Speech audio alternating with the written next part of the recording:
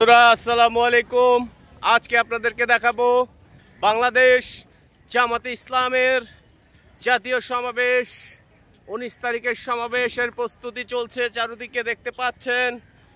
আর এই মাঠে আমাদের সোহরাওয়ার্দী উদ্যানের এই মাঠে যেখানে সবচেয়ে সুন্দর একটা ভালো লাগার জিনিস যে পানি স্যানিটেশন বিভাগের উদ্যোগে আয়োজন করা হয়েছে অজুখানা। বাংলাদেশ জামাতে ইসলাম তাদের সমাবেশ উপলক্ষে এইখানে পানি ও স্যানিটেশন বিভাগ তাদের জাতীয় সমাবেশ উপলক্ষে অজুখানার ব্যবস্থা করেছেন। সকল মানুষ যেন এখানে সুন্দরভাবে তাদের পরিষ্কার পরিচ্ছন্ন থাকতে পারে, নামাজ পড়তে পারে, সেজন্য অজুখানার এই সুব্যবস্থা রেখেছেন। সকলে দেখেন এইভাবেই আমাদের অজুখানার ব্যবস্থা করে হয়েছে গণকল দিয়ে।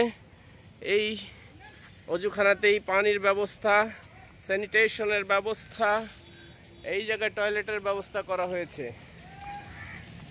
এই যে পানি এইভাবেই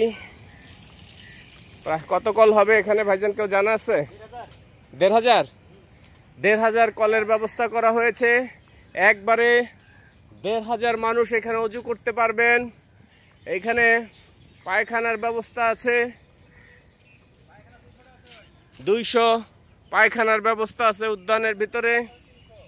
হ্যাঁ, 300 প্রস্রাবখানার ব্যবস্থা আছে এইখানে আপনারা 1500 অজু করার কল, 300 প্রস্রাবখানা এবং 200 টয়লেটের ব্যবস্থা আছে।